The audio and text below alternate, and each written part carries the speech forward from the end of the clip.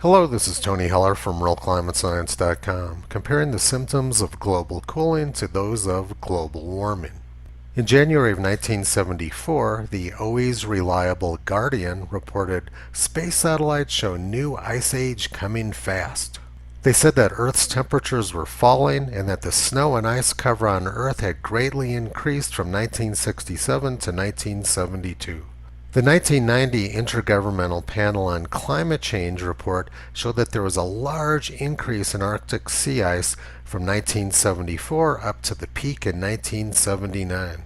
On March 1, 1975, Science News reported the Ice Age cometh. They predicted glaciers plowing through New York City. Included in that issue, they showed this graph from the National Academy of Sciences, which showed northern hemisphere temperatures sharply cooling since the 1940s. According to the National Academy of Sciences, the late 1960s were actually cooler than 1900. The National Center for Atmospheric Research in Boulder, Colorado reported the same thing. They showed 1970 temperatures actually cooler than a century earlier in 1870.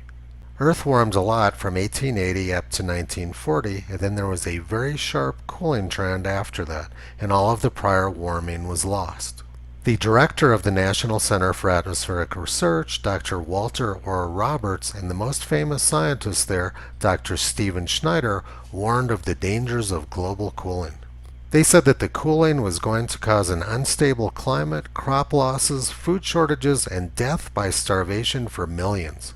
Underlying Schneider's ideas on food shortages is the knowledge that the world is moving into a period of cooler temperatures. National Geographic reported England's annual growing season shrank by 9 or 10 days between 1950 and 1966. In the northern tier of the U.S. Midwest, summer frosts again occasionally damage crops, and they said that sea ice has returned to Iceland's coast after more than 40 years of virtual absence.